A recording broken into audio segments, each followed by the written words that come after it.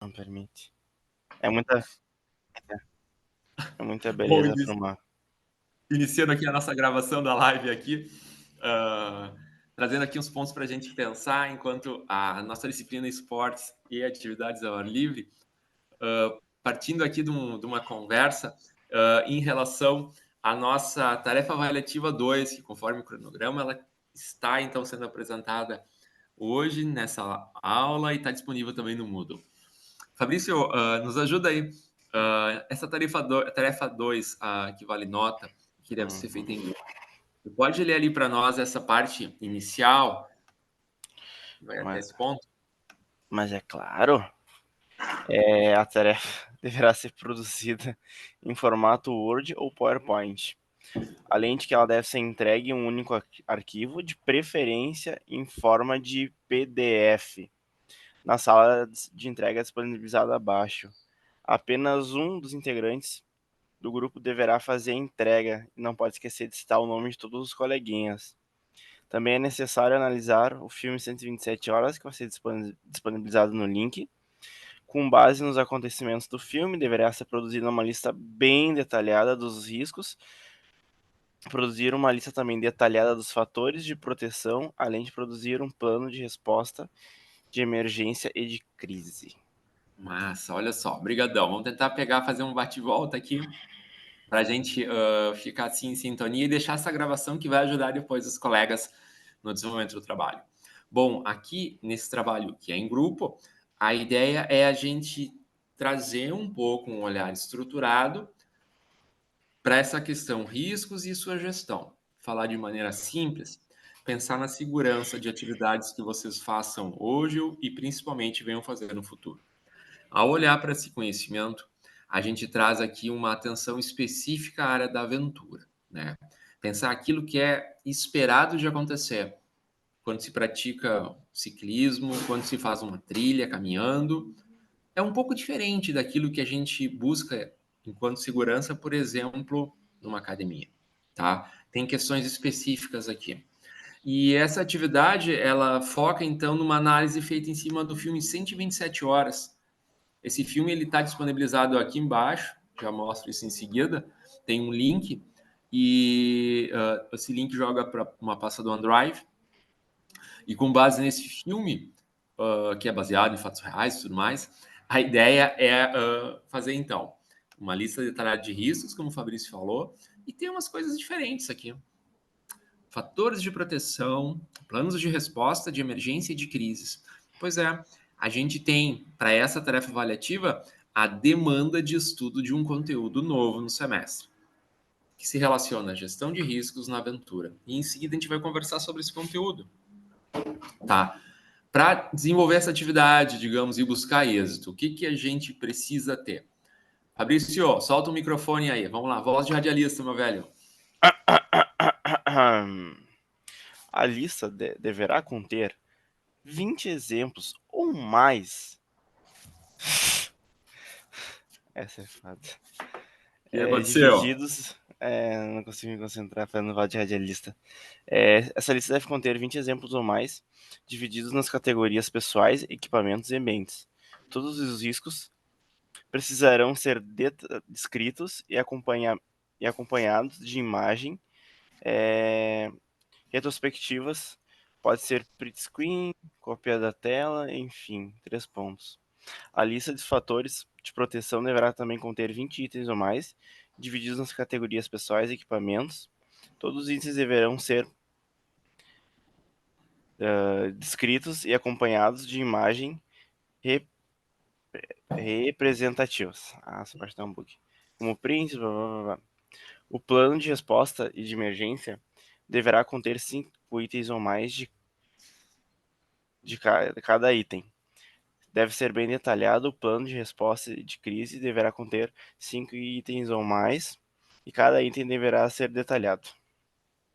Muito obrigado. Vamos lá.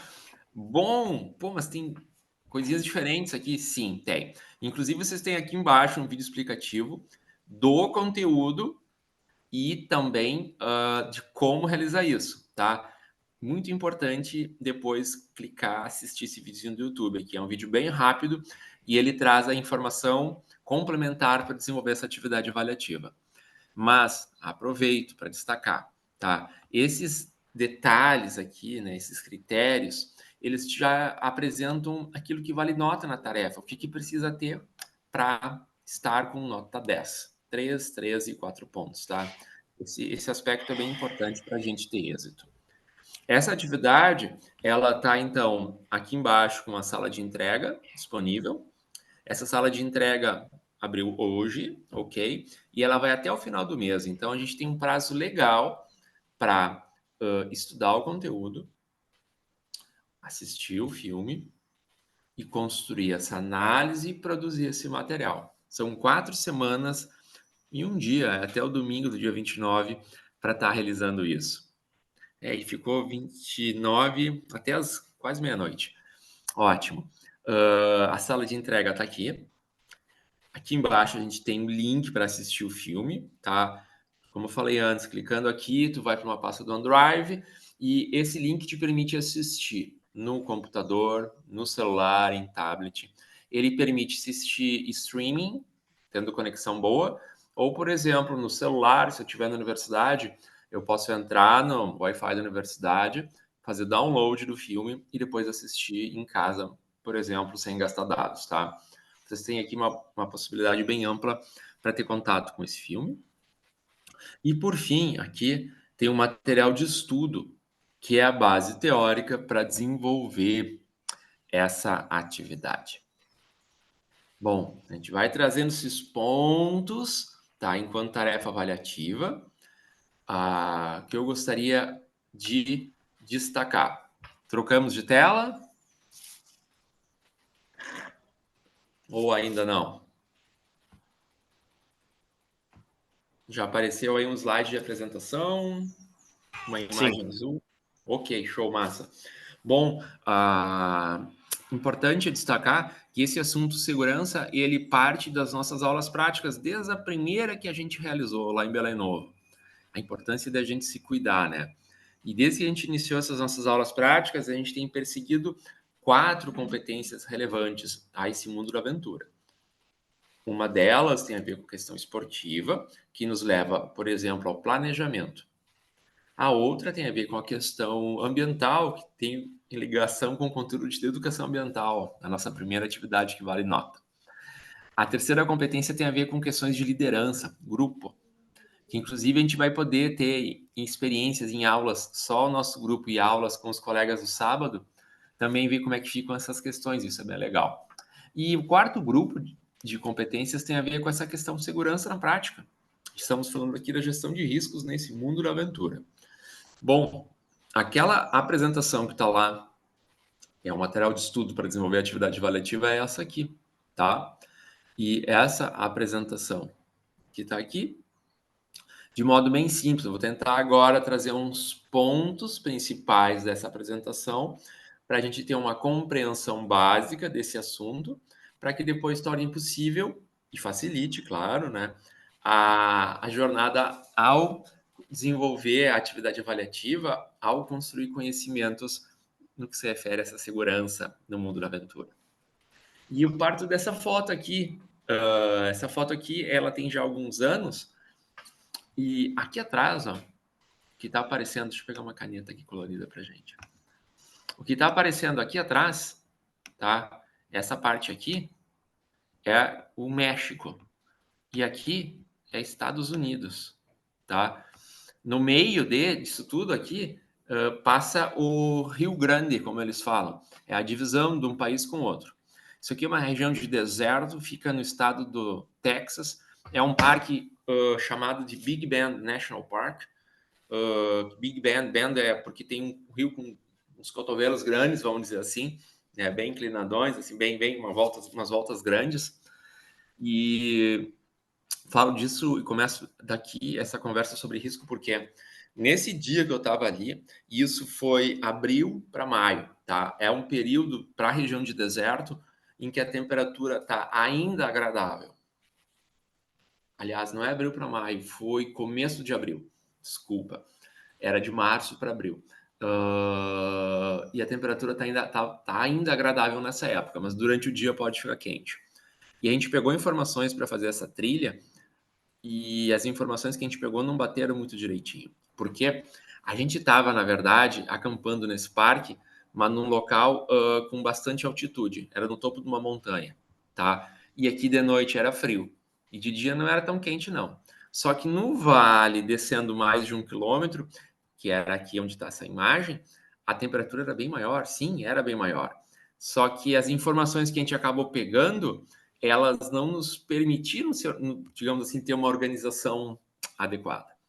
E aí acabou que a gente chegou para fazer essa trilha, né? Pasmem, num horário não legal. A temperatura estava acima de 35 graus em deserto, sem proteção de sombra. Tá nessa mão aqui tinha um chapéu, tudo bem, eu estava de protetor solar, mas não estava com roupa adequada para fazer isso. E foi pela perspectiva da segurança nesse mundo de aventuras que esse dia aqui eu fiquei só olhando para essa trilha e eu tava morrendo de vontade de poder curtir isso aqui, a trilha até aqui no final tu podia ver, e a vista é linda, pelas fotos a vista é muito bonita, e acabou não rolando essa atividade. Sim, quando a gente fala em atividades assim ao ar livre, essa questão o risco ela é muito presente e acaba nos levando a pensar também o que a gente pode ou não pode fazer. Relação direta com a nossa aula de hoje. Era para nós termos uma aula prática lá em Torres, mas com previsão de chuva possível de acontecer ao longo do dia todo, a aula em Torres, em especial no Parque Estadual da Guarita, ela acontece em região de morro, em região que tem locais de trilha próximos à barranca desses morros e com muita rocha. Rocha que, se estiver molhada, tem uma grande chance de queda. E com grande chance de queda, a gente tem riscos lá em cima. E no caso, as quedas são quedas com uma grande altura e podendo ir para dentro do mar, onde tem onda estourando e tudo mais, algo muito perigoso. Tá? Foi essa situação meteorológica que acabou sendo um impedimento à prática. É que pode acontecer às vezes. Né? Sim, a gestão de riscos ela nos dá suporte para a gente tomar essas decisões, inclusive. Mas voltando aqui para onde nós estávamos, de maneira bem simples e direta, tá? Essa apresentação, aquele vídeo que já está disponível no Moodle, ele vai olhar para esses pontos, tá? Eu vou pegar só alguns, assim, de maneira sumarizada, para a gente poder pensar isso de maneira coletiva, tá? Quando a gente pensa o universo da segurança no mundo da aventura, tem que ter clareza que existem riscos que são aqueles objetivos e existem riscos que são aqueles que eu imagino, que eu percebo. Como assim? Riscos objetivos são aqueles que de fato existem. E risco subjetivo é aquilo que está na minha cabeça, tá? E aqui é bem importante a gente ter clareza, que às vezes eu posso achar perigoso e aquilo de fato não é perigoso. Ou às vezes eu nem percebo que aquilo é mega perigoso e dá errado. Para o mundo da aventura, o baita problema é o fato de que as pessoas muitas vezes não percebem os riscos. Não entendem, não olham, não compreendem, não tiveram uma educação para risco, para segurança. E aí acabam entrando numa roubada. Um baita de um exemplo aqui é pensar a questão de ingestão de bebida alcoólica e a busca de prática de esportes ao ar livre. Tá? Eu acho que não tem problema, mas sim, a exposição a riscos ela é bem expressiva, é algo a gente cuidar e cuidar bastante, tá? Então, esse aqui é um ponto para a gente considerar e que é bem relevante, tá? Esse é um aspecto que eu destaco. Nem sempre a gente percebe o que tem ali de verdade. A gente tem uma imaginação, às vezes, muito fértil. Do tipo, eu posso estar numa trilha imaginando que no Brasil vão ter ursos. Não tem urso, nada disso. Mas o que a gente pode ter em trilhas no Brasil, de fato, são pessoas que vêm te assaltar, né? A diferença entre aquilo que de fato existe com aquilo que está na minha cabeça. Esse é um ponto bem importante para a gente considerar ao falar enquanto segurança, ao falar enquanto risco na aventura. Um outro ponto importante é sempre a compreensão de que ao falarmos, pensarmos nos riscos, esses sempre precisam ser compreendidos no que se refere a probabilidades e consequências. Como assim? Probabilidade é chance. Consequência, resultado ou impacto. Sempre vai ser desse jeito. Se eu penso em risco, eu tenho que pensar, bom, qual é a chance disso acontecer? Do tipo, hoje, se a gente fizesse a aula lá em Torres, qual é a chance de uma pedra molhada na beira do morro de eu resbalar? E qual é a consequência? Bom, se eu resbalar, eu posso cair 20 metros, dar de cabeça em outras pedras e cair dentro do mar com ondas sem ter acesso ou forma de sair do mar. Essa aqui é a questão sempre a gente pensar. É uma questão de probabilidade e consequência. Bom, se as pedras estiverem secas, sem chuva, a probabilidade é pequena. A consequência continua sendo grande se eu cair. Só que como tem pouca chance de acontecer, eu me preocupo menos. Pensar risco sempre tem que ter essa relação chance e consequência. Tá? É necessário ter isso para a gente ter uma melhor compreensão aqui. É similar, se a gente continuar a olhar e pensar praia, a questão de raio na beira da praia. Sim, a consequência de um raio bater numa pessoa ou encostar numa pessoa, pegar numa pessoa, ser próximo a essa, a consequência é catastrófica, tá? Os nossos corpos não são feitos para aguentar uma descarga elétrica de um raio. Os nossos corpos não funcionam quando a gente tem incidência de raio. No mínimo vai acontecer queimaduras, é bem provável que aconteça parada cardiorrespiratória. Bom, o corpo inteiro pode ter problemas. Tá? Então, a gente não pode estar em local onde há incidência de raios. Só que a incidência de raios, ok, a consequência é terrível, mas a probabilidade, por exemplo, num dia de céu azul é mínima. Já num dia de temporal é grande. Por isso que num dia de céu azul a gente não se preocupa com raios na praia, mas num dia de temporal, quando entra uma frente fria, ou até mesmo um dia como hoje lá em Torres, não dá para descartar a probabilidade da queda da incidência de raio próximo ao local de prática de atividade ao ar livre. Tá? É sempre importante a gente ter essa relação, risco enquanto probabilidade, enquanto consequência. Pensando sempre assim, tá, pessoal? Menor, menor, maior, maior, tá?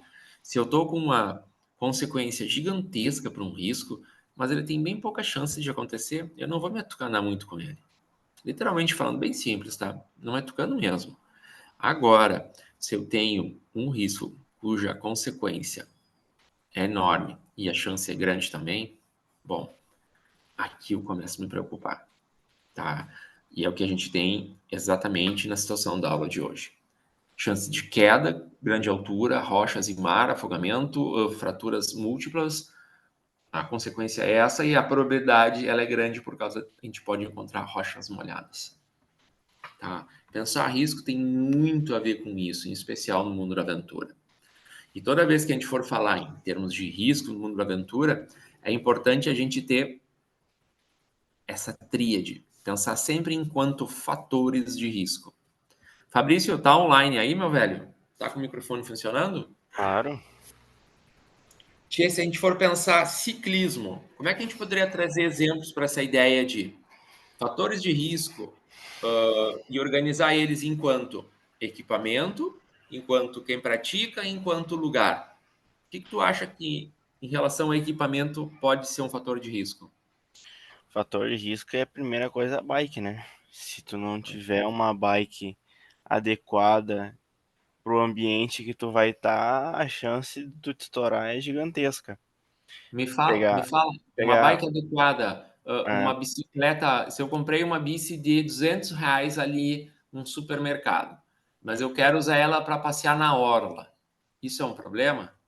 não, vou te dar um exemplo bem clássico, bem fácil de dar que aconteceu com um colega nosso, o Vini, sabe o Vini?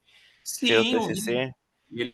Sim, ele fraturou, Ele sim. tava, ele tava descendo aqui a Oscar Pereira, não, a Aparício. A Tá, bike dele já, pelo que eu entendi, não era já tinha visto, tipo, não era uma bike, super bike, era uma bike simples. Deu um tá. problema na roda, ele tava em alta, uma velocidade mais considerável. Na lomba, tá. Uma lomba, foi de frente e quebrou o braço. A roda Ah, travou, a roda a, a roda travou. travou, não sei se pegou num raio, o que que deu, ou se de Pode, pode. repente caiu alguma coisa e foi diferente, quebrou o braço. Mas, tipo, por exemplo, uma bike simples do mercadinho, até aquelas que eles fazem sorteio, sabe? Compram ração Sim. e uma bike simples. Posso dar uma volta na hora é de boa, mas não vai querer pegar essa bike e botar num estradão, numa trilha. A bike vai voltar um monociclo. E assim, uma bicicleta simples. Tá, eu tô passeando com ela na beira do Guaíba. Ótimo. Essa bici simples, a manutenção dela, se eu faço ela, deixo ela em dia, eu sei fazer, digamos, o básico, olhei no YouTube e tentei fazer, ou levei melhor num amigo que faz ou numa loja que faz. Vai ter diferença de uma bici simples ter a manutenção, ou até mesmo a bici cara, e essa não ter a manutenção? Isso impacta a questão de equipamento, meu velho? O que tu acha? Claro, porque primeiro vou botar até um fator agora que tu não botou ali, mas talvez entre em fator pessoal. Se tu não Tá, fizer a manutenção correta, tu vai acabar tendo um desgaste muito precoce das peças. tá. Aí a bike que era pra durar, sei lá, uns 5, 6 anos, reduz a vida útil dela. Muito bacana. E aí tu já está fazendo esse link. A questão pessoal, o que, que é pensar fator de risco para quem anda de bicicleta? Como é que tu percebes essa ideia? O que, que pode ser risco para andar de bicicleta? Risco pra andar de bicicleta hoje, ao meu ver, que ando pra cima e pra baixo no trânsito, é muito a questão das pessoas não respeitarem, né? Tirando fininho de ti. Tá. Mas levando pra ideia de esporte de aventura, é tu Uhum. ter ao mínimo de capacidade técnica de percorrer o lugar que tu tá andando. Ótimo. E aí, vamos pegar um exemplo. Eu não ando de bicicleta, eu não sou ciclista, mas eu me equilibro na bici. E aí eu vou lá na hora, consigo alugar uma bicicleta. Agora que tem na PUC, tem já algumas semanas aí, um pouco mais, também as laranjinhas ali na PUC. Eu alugo essa para ir de casa para PUC, de PUC para casa. Eu até consigo, me equilibro. Aí aparece na internet a oportunidade, ou os amigos me convidam, tem uma bike lá para eu fazer uma pedalada lá na serra. Será que eu dou conta? Ah, se tu gosta de empurrar a bike, tu não tem a capacidade física, é tu dar um tiro no teu pé. Ótimo, Um perfeito. tiro E no pé. vamos lá. Tu já trouxeste um pouquinho também. A gente já pensou enquanto uma bicicleta, ou seja, fator ligado ao equipamento. Pensamos enquanto questões pessoais, e aqui a gente tem as questões técnicas físicas do praticante. E antes tu falaste, as pessoas tirar fininho, tu já estava introduzindo as questões enquanto fatores ambientais. A questão ambiental para o ciclismo. E ambiental, aquela ideia, não o meio ambiente, conteúdos da educação ambiental distante, não, ambiente local, os espaços. Se a gente for pensar ciclismo, como é que tu vê, o que é fator de risco nos ambientes de prática, meu velho? Primeiro, os carros, né? Sim, Segundo, a própria ciclovia, dependendo, tu pode te arrebentar nela, porque em vez da pessoa caminhar pela calçada, elas vão caminhar ou correr na ciclovia. Aí vem sim, de frente, aí tu acha que dá e não dá, e tenta, e a meleca tá feita. perfeito. É, além disso, até as nossas próprias estradas, né? Teve uma Sim, vez que a gente teve aquela aula quando eu tava fazendo essa cadeira, ali certo. no Morro do Osso, eu fui de bike, na volta, do nada, vejo meu pneu murcho. Furou o pneu. Sim, que tu demoraste a Poderia, chegar. isso, Certo. poderia ter sido uma coisa um pouco pior, mas por sorte foi só o Sim. pneu. Mas de geral, na minha visão, lógico, tem muito mais coisas, mas agora o que mais vem de cabeça é isso. Perfeito, não, ótimo. É para a gente pensar exemplos simples.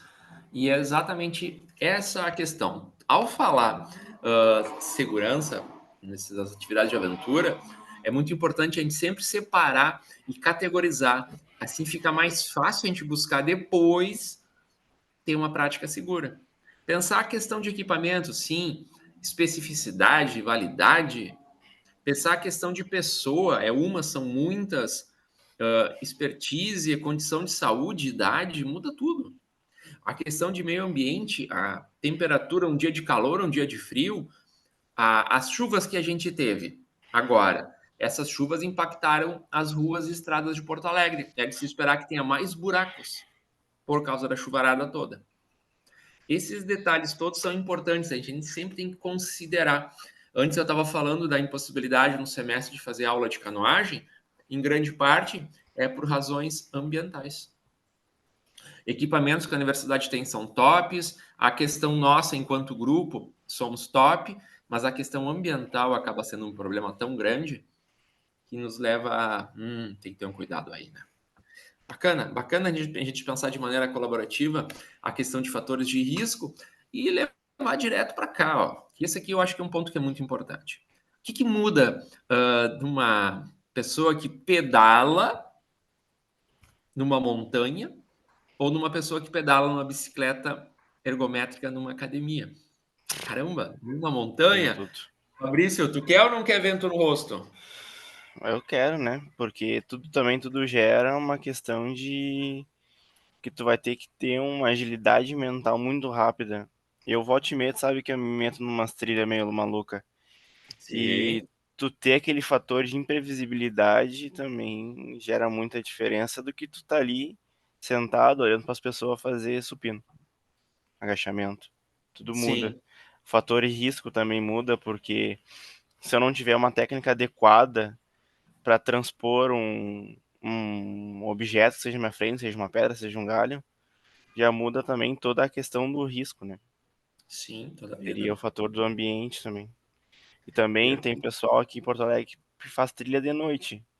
E já muda totalmente, porque a dificuldade de tu ver o que tá na tua frente já diminui a metragem consideravelmente. E esse ponto de diferença é para a gente pensar direto. A atividade física em geral, um corpo em movimento, exercício físico, quando a gente vai para a aventura, a gente tem uns pontos diferentes. Uma criança quer subir numa árvore para curtir. Ela vai ter desenvolvimento cognitivo, físico, emocional, mas ela tá muitas vezes só pela curtição. Idem para quem está pulando de paraquedas. Ah, eu posso ter desenvolvimento técnico esportivo no paraquedismo? Mas é adrenalina para a maioria.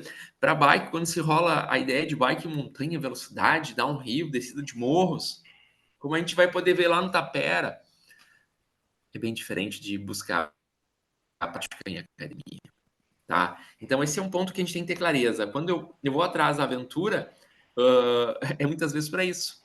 Essas imagens que estão aqui, tá? Elas trazem a utilização da aventura com algo do tipo, olha só, outdoor education, educação ao ar livre. Tu vai para a natureza para desenvolver componentes educacionais. Tem a ver com a nossa aula. E adventure education, a ideia de aventura e aprendizado. Um pouquinho mais assim eu vou colocar na natureza, outdoor adventure education, essa educação de aventura em ambientes muito de natureza, educação para o risco, e esse último nome aqui, ó, outdoor therapy, que é uma junção da psicologia com a área das atividades ao ar livre, em que se busca fazer trilhas e tudo mais para trazer um componente educacional e terapêutico. Pois é, essa mesma aventura, esse mesmo anseio pelo se arriscar, tem a ver com a origem dessas práticas da natureza. Ou seja, galera, numa academia, o foco é estética, saúde, ganho de força, condicionamento, treinamento. Quando a gente vai para a aventura, quando a gente vai para as atividades da natureza, isso muda. Pode ter treinamento, pode ter saúde, mas a presença de risco, a busca pela exposição a risco, ela assim é bem característica. Destaco isso para a gente imaginar essa questão. Olha só, quando a gente fala em atividades de aventura, e antes eu trouxe essa ideia de riscos subjetivos, que são aqueles que eu imagino, e riscos reais, que são aqueles que de fato tem. Sempre que a gente fala em aventura, a gente tem que ter essa clareza. Ó. Riscos que eu imagino, eu vou fazer uma adequação. Ah, eu acho que é perigoso e eu consigo aceitar essa quantidade de achismo. Tá bom. Descer uma lomba de bicicleta. Pode ter riscos pequenos, se a lomba for tranquila, a bicicleta é tranquila também, a pessoa consegue fazer aquilo. Tá? Se o risco é só na minha cabeça, a velocidade que eu vou descer tem a ver com o quanto eu estou tranquilo, tranquila nessa descida. Já risco real, esse não tem muito eu achar. Riscos reais a gente joga para baixo. do tipo capacete. Não interessa se eu acho ou não acho perigoso, capacete tem que usar. Esse é um ponto muito importante, tá? E a gente tem que ter clareza. No mundo da aventura, risco subjetivo a gente vai adequar ao interesse e possibilidade dos praticantes. E risco real a gente reduz. A gente joga lá embaixo, tá? Isso é muito importante, a gente ter essa distinção entre tipos de riscos no que se refere à aventura. E ao pensar aventura, ok, olha só, aqui a gente tem a necessidade de gerir esses riscos. E ao pensar gestão, a gente tem essa conceituação básica aqui que a ABNT traz, e ela é baseada na ISO 31000, e que traz esse conceito de que gestão de riscos são atividades coordenadas que contribuem, que servem para dirigir e controlar uma organização no que se refere a risco. Eu vou destacar desse termo essa ideia aqui, ó, atividades coordenadas. Não é qualquer coisa, não é de qualquer jeito, é fazer algo bem feito, tá? E nesse sentido, pegando então enquanto exemplo, esse modelo aqui, ó, é um modelo bem simples, que é o que serve para fazer atividade avaliativa também 2, aquela em grupo, e que sai dessa ideia bem simples aqui. Tu tem uma atividade, e essa atividade ela possui um nível de risco que pode ser maior ou menor. Ok. E o que a gente quer em relação a essa atividade, nível de risco, é sempre deixar o risco bem baixinho. Tá? E essa ideia aqui, ela sai desse pressuposto. Toda a atividade de aventura que a gente faz, ela tem fatores de risco, aquilo que deixa a atividade mais perigosa. E ela pode ter fatores de proteção, aquilo que ajuda a proteger, vamos dizer assim, os praticantes. Se a gente tem muitos fatores de risco, o nível de risco vai lá em cima. Tá? Agora, se é o contrário, e essa atividade ela tem muitos fatores de proteção, o nível de risco vai lá embaixo. Essa aqui é a ideia básica dessa conversa, tá? É um modelo simples, é um modelo intuitivo, tá? E que já ajuda bastante a gente tornar as nossas práticas mais seguras, em especial o futuro de vocês pós a disciplina, tá? Em futuras aventuras que vocês possam se envolver. Ele é baseado na proposta que o David Kurtz, que é um professor norte-americano, desenvolve, tá? É uma proposta, como eu falei, simples, intuitiva e bem aplicável. E aqui a ideia é como eu estava falando antes, quanto mais fatores de risco, mais perigosa se torna a atividade.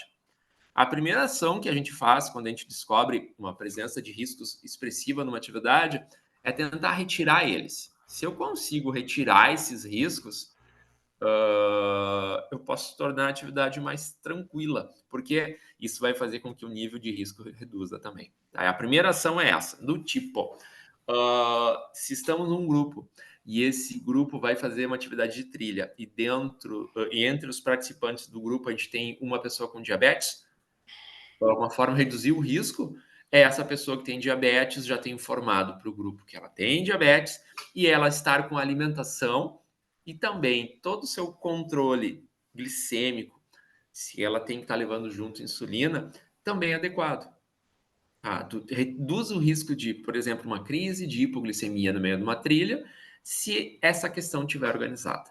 Tu reduz o risco porque esse fator de risco é retirado da atividade, tá? Dá para a gente pensar isso. Do outro lado, fatores de proteção. Eu consegui listar esses riscos todos aqui para minha atividade. Ok. Eu tenho que jogar fatores de proteção para fazer com que essa ideia de êmbolo aqui no meio, ela vá para o outro lado, ó, que eu consiga deixar essa atividade mais segura. E aqui são aquelas ideias. Se a gente for pensar ciclismo, por exemplo, um capacete. Se for pensar ciclismo, por exemplo, protetor solar. Se for pensar ciclismo, o protetor solar que a gente põe no lábio, as luvas, sapatilha, tênis e não chinelo. Pois é, lâmpadas, sistema de iluminação na bicicleta. Tudo isso faz com que o nível de risco da atividade diminua. Enfim, tentando trazer assim de maneira bem simples. O primeiro ponto para pensar a segurança de uma atividade de aventura é o identificar todos os fatores de risco. Tá? Após eu ter identificado esses fatores de risco, tá? Eu pensar, bom, eu consigo eliminar algum desses? Sim ou não? Ok. A partir daí eu vou buscar e vou trazer fatores de proteção, que são aquelas formas, aquelas maneiras, equipamentos, estratégias que eu posso ter para reduzir o nível de risco da atividade. É algo simples pra caramba, tá? E que às vezes nos leva a pensar o que inclusive a gente fez hoje, realizar ou não. Às vezes, ao identificar esses fatores de risco e mesmo tentar trazer fatores de proteção, mesmo assim eu posso estar com um nível de risco muito alto à atividade. E isso pode fazer com que a gente não realize essa prática ou interrompa. Hoje a gente não teve essa aula lá em Torres por causa disso. Nessa imagem aqui, isso aqui é num parque, tá? É o Parque Nacional dos Sequoias. Nesse dia, era primavera, se fez uma trilha, a trilha estava linda, num lugar maravilhoso, e do nada, literalmente do nada, fechou o céu, cerração ou neblina, como a gente diz, e fechou a ponto de ter que caminhar de dia, era meio-dia, com lanternas, porque não se enxergava a trilha de volta. A trilha não deu para ter continuidade, teve que ser interrompida, e quando se chegou no estacionamento, galera, literalmente era noite. Farol e dificuldade para enxergar. Meio-dia.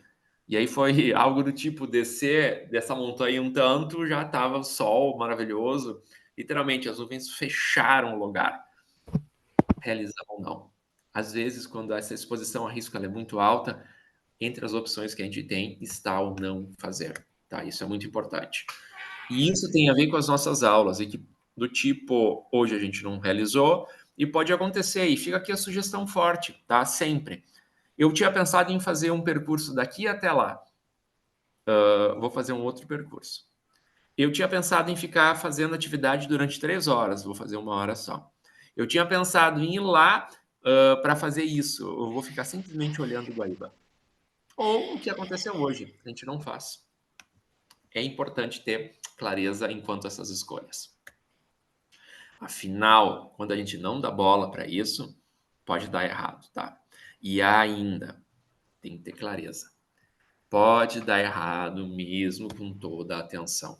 O pezinho aqui dessa menina, em especial, calcanhar aqui direito, ele tá com uma bolha que estourou, como a gente fala, de maneira bem simples. E na boa, quando isso acontece, não tem como continuar caminhando. Essa guria aqui, ela tá com uma baita de uma bota. Essa aqui é uma bota italiana, da marca Azzolo. É uma das mais top de fazer trilha, tá?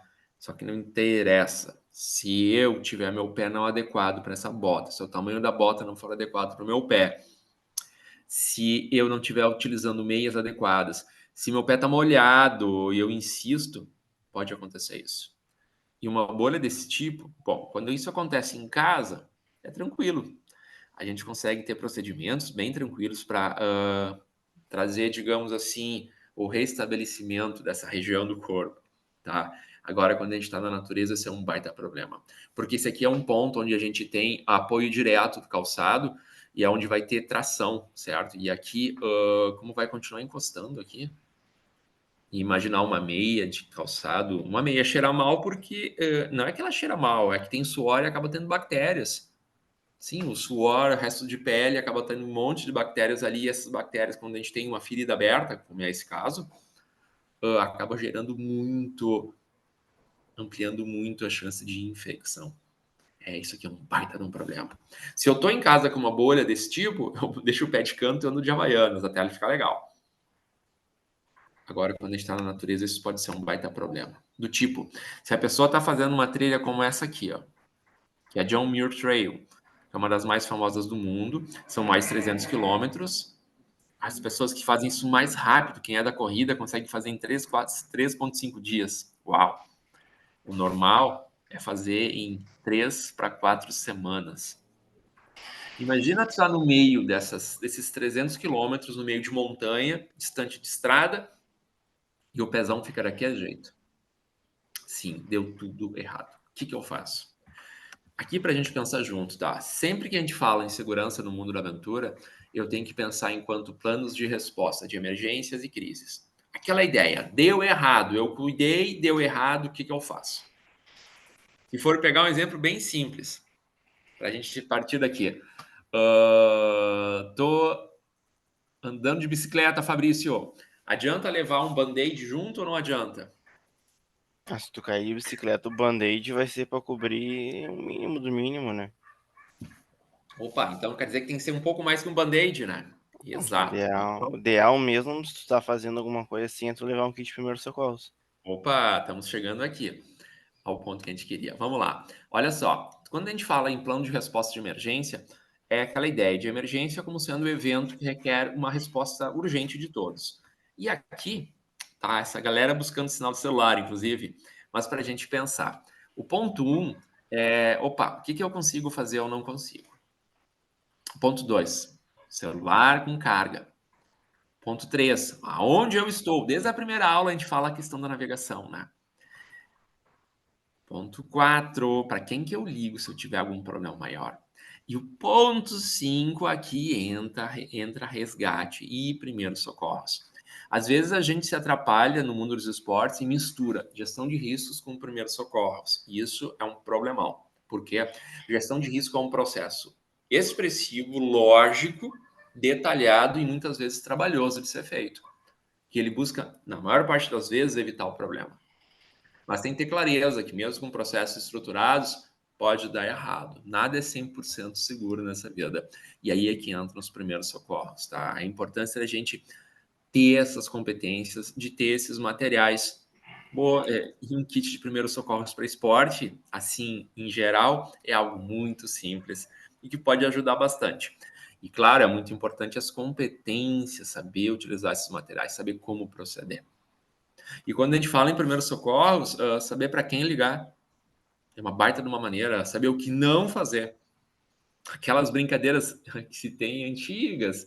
A pessoa está numa trilha, foi picada por uma cobra, aí tu pega uma faca, corta em volta para sair o sangue e ser o veneno.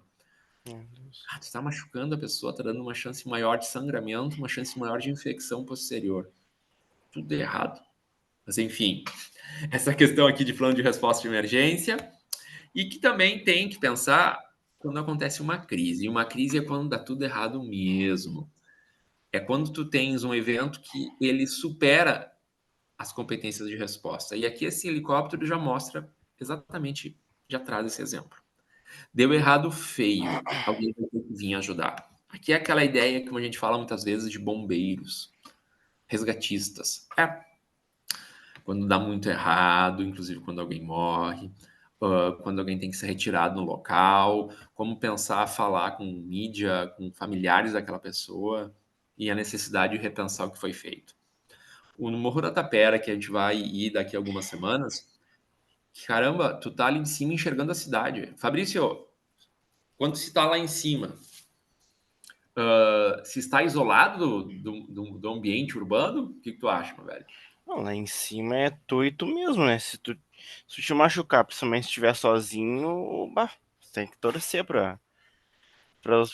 pras estrelas e planetas se alinharem e tu conseguir sair dali.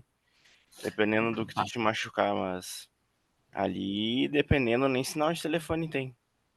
E aí tá o ponto, né? Então, quando a gente está em locais assim, a gente tem que ter essa atenção.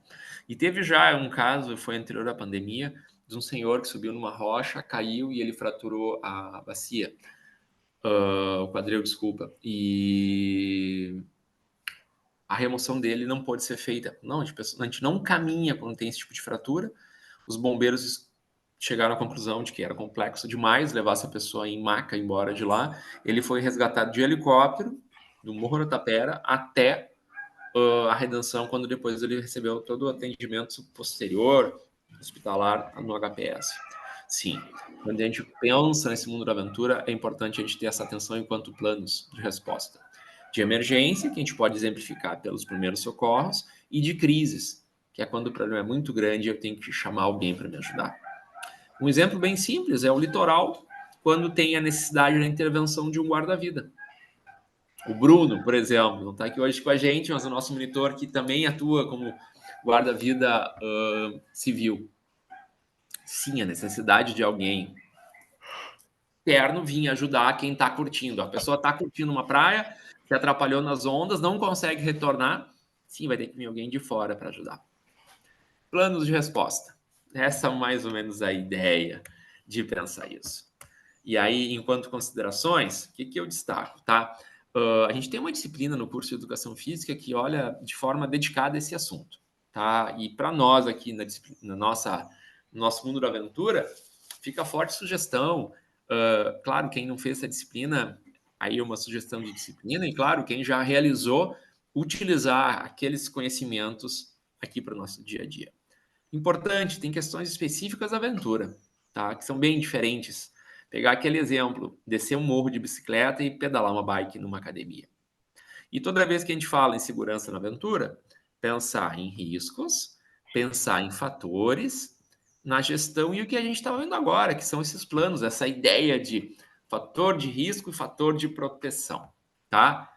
E eu vou fechar por aqui essa conversa, trazendo esse quadro, tá? Essa imagem, desculpa, que é uma adaptação de um livro antigo, lá de 91, mas que tem tudo a ver com o momento, tá? Quando a gente fala em aventura, a gente vai ter sempre uma possibilidade de relacionar a maior e menor presença de riscos e a maior e a menor, o menor nível de competências, assim, a pessoa que é fera no esporte e as pessoas que não é fera no esporte.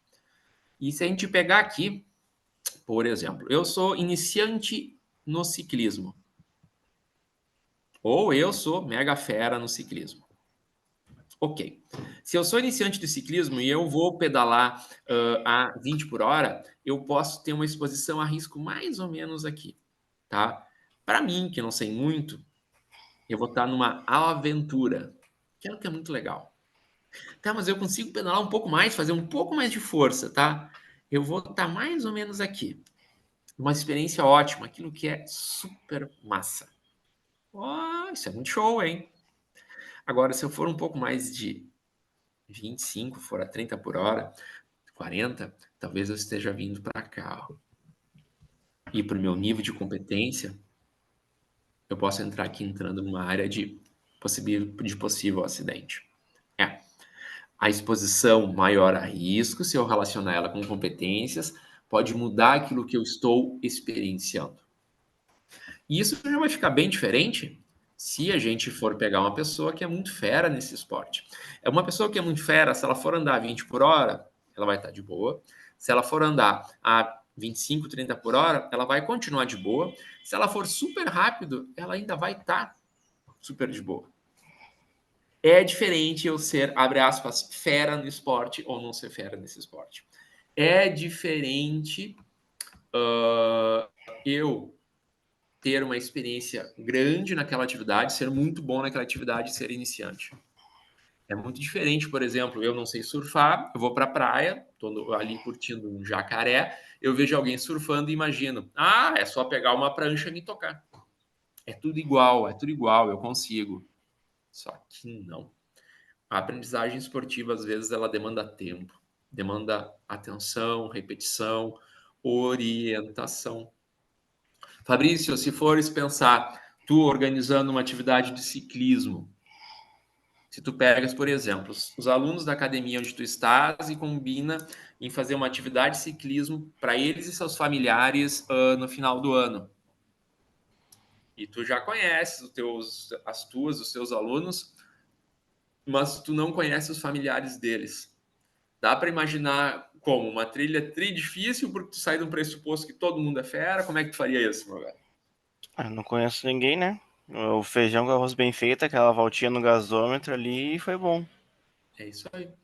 Exatamente isso. A gente sai de um pressuposto, se pensar naquela relação competências e risco, a gente joga para baixo. A gente sai de um pressuposto que todo mundo manja pouco, ou seja, tem baixas, reduzidas competências, e reduz também a presença de riscos, deixa a atividade mais simples, o feijão com arroz que tu disseste, exatamente para termos, então, uma atividade mais tranquila de ser desenvolvida. Tem relação, inclusive, com o nosso semestre. A gente sai de aulas de campo simples, em que a gente vai desenvolvendo competências, em que a gente vai se conhecendo e a gente consegue ter avaliações enquanto competências individuais e coletivas, para a gente buscar aos poucos ter aulas de campo mais desafiadoras. Essa que a gente vai ter daqui a algumas semanas, então, essa chance de novo de ir para Torres vai nesse sentido. E a aula seguinte, que é lá no Morro da Tapera, é exatamente isso. Mas, enfim, para pensar segurança no mundo da aventura, enquanto nossa disciplina semestre, claro, a atividade avaliativa era mais ou menos esse ponto. Até vou parar lá